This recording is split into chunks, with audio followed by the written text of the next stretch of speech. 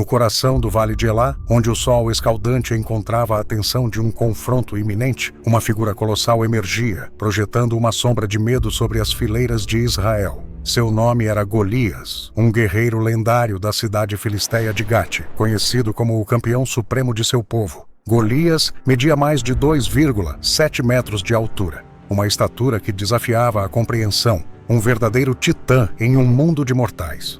Imagine um homem tão imenso que, ao erguer os braços, parecia roçar as nuvens, sua presença um trovão silencioso que paralisava corações. Ele não era apenas grande, era uma força da natureza, uma muralha viva de intimidação. Golias não se valia apenas de sua estatura. Sua armadura era uma obra-prima de guerra. Um elmo de bronze reluzente coroava sua cabeça, enquanto uma couraça de escamas, pesando mais de 56 quilos, cobria seu torso. Suas pernas eram protegidas por grevas de bronze e um dardo pendia entre seus ombros. A haste de sua lança, tão grossa quanto uma viga de tear, sustentava uma ponta de ferro que pesava quase 7 quilos. À sua frente, um escudeiro carregava um escudo do tamanho de um homem, uma barreira adicional para um guerreiro que já parecia invencível. Enfrentá-lo era como desafiar uma montanha armada, um pesadelo que fazia até os mais valentes tremerem. Por 40 dias, manhã e noite, Golias marchava até o centro do vale, sua voz ecoando como um trovão, desafiando os israelitas. Por que se alinham para a batalha? Ele zombava. Não sou eu um filisteu, e vocês, servos de Saul? Escolham um homem para me enfrentar. Se ele me derrotar, seremos seus servos. Mas, se eu vencer, vocês se curvarão a nós. Esse não era um simples desafio. Era uma aposta de combate singular. Uma prática antiga onde o destino de nações repousava nos ombros de um único guerreiro. A arrogância de Golias era palpável.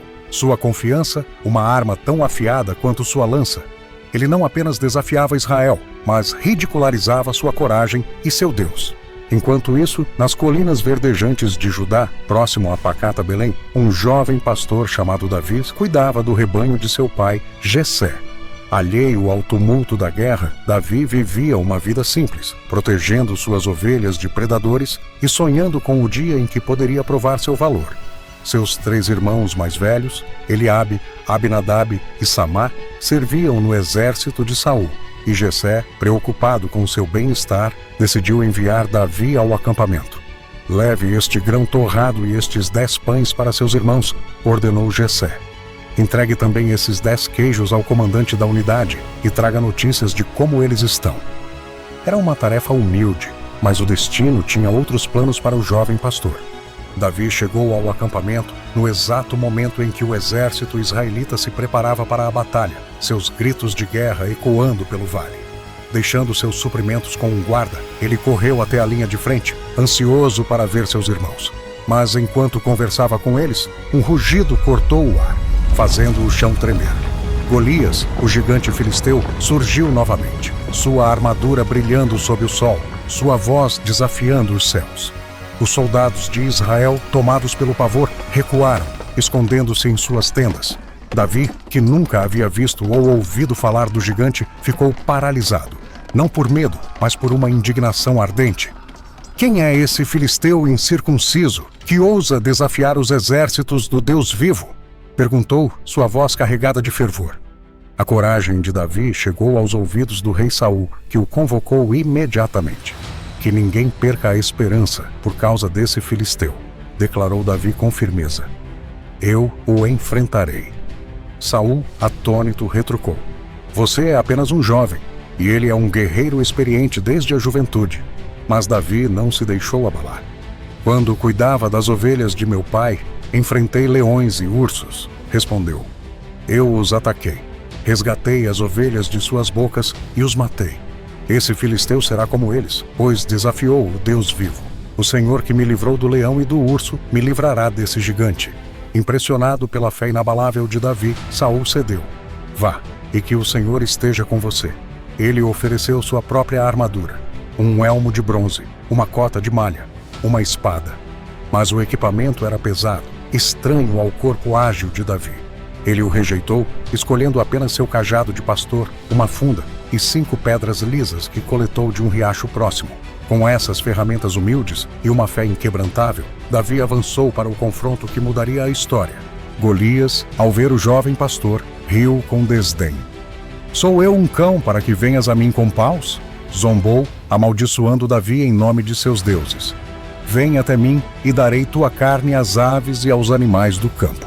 Davi, porém, permaneceu firme, sua voz ecoando com uma convicção que silenciou o vale. "Você vem com espada, lança e dardo, mas eu venho em nome do Senhor dos Exércitos, o Deus dos exércitos de Israel, a quem você desafiou. Hoje o Senhor te entregará em minhas mãos e cortarei tua cabeça. Toda a terra saberá que há um Deus em Israel." O momento crucial chegou. Golias avançou, sua armadura ressoando como um trovão, sua lança apontada para matar. Davi, sem hesitar, correu em direção ao gigante, seus pés leves sobre o solo pedregoso. Com um movimento rápido, pegou uma pedra de sua bolsa, colocou-a na funda e a lançou.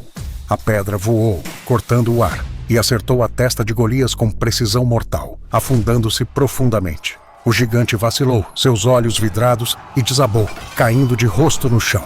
Davi, sem uma espada própria, correu até o corpo, tomou a arma de Golias e, com um golpe, cortou sua cabeça. O exército filisteu, vendo seu campeão derrotado, entrou em pânico e fugiu.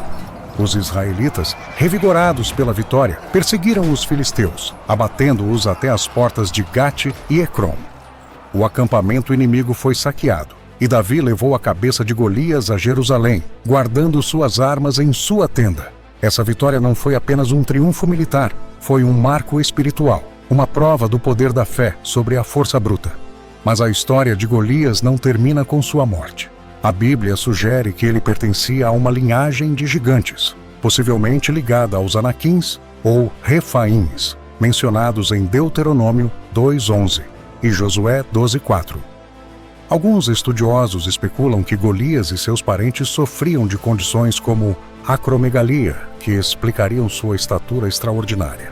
Os irmãos de Golias, guerreiros igualmente temíveis, continuaram a desafiar Israel. Isbi-Benob, com uma lança cuja ponta pesava 3,4 quilos de bronze, quase matou um exausto Davi, mas Abisai, sobrinho de Davi, interveio e o abateu. Seif enfrentou Sibecai, um valente de Ruza, e foi derrotado. Lami, irmão de Golias, cuja lança era tão grossa quanto uma viga de tear, caiu diante de Elanã. Um gigante sem nome, com 6 dedos em cada mão e pé, zombou de Israel, mas foi morto por Jonatas, sobrinho de Davi. Cada uma dessas vitórias reforçava uma verdade: nenhum gigante, por mais poderoso que fosse, podia resistir ao poder de Deus. A narrativa de Golias e seus irmãos transcende o tempo, um lembrete sombrio e inspirador de que a fé pode derrubar montanhas, ou gigantes. Mas a Bíblia também nos leva a um mistério mais profundo: os Nefilins, mencionados em Gênesis 6, versículos 1 a 4. Seriam eles os descendentes de anjos caídos que se uniram a mulheres humanas, como sugerem interpretações antigas, ou apenas homens poderosos de renome? O texto não esclarece completamente, mas a menção aos Nefilins adiciona uma camada de intriga. Naqueles dias havia Nefilins na terra, e também depois, quando os filhos de Deus se uniram às filhas dos homens, e elas lhes deram filhos. Estes eram os homens valentes, os famosos de outrora. Alguns acreditam que esses seres eram o resultado de uma corrupção sobrenatural, uma tentativa de Satanás de contaminar a linhagem humana para impedir o nascimento do Messias prometido em Gênesis 3:15. Outros veem os Nefilins como simples gigantes, humanos de estatura excepcional. Independentemente da interpretação, a história dos Nefilins culmina no dilúvio, quando Deus, entristecido pela maldade da humanidade, decidiu purificar a terra.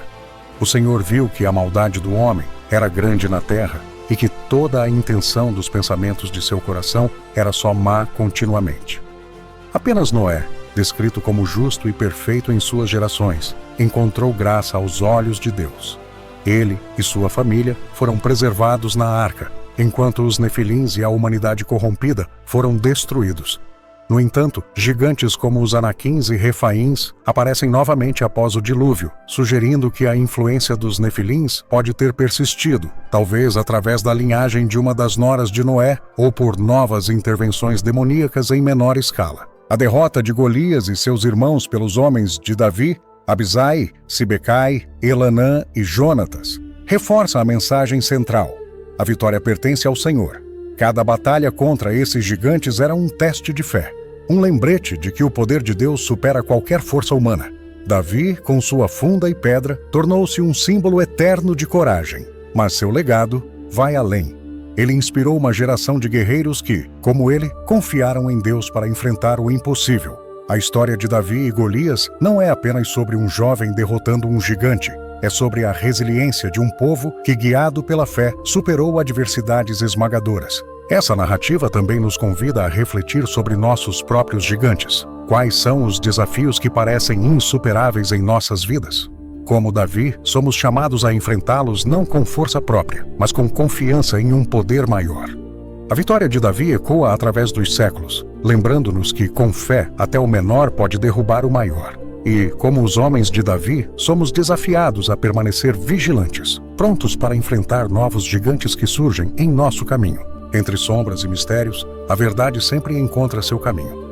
A história que você ouviu ecoa através do tempo, lembrando-nos que nada permanece oculto diante do Eterno.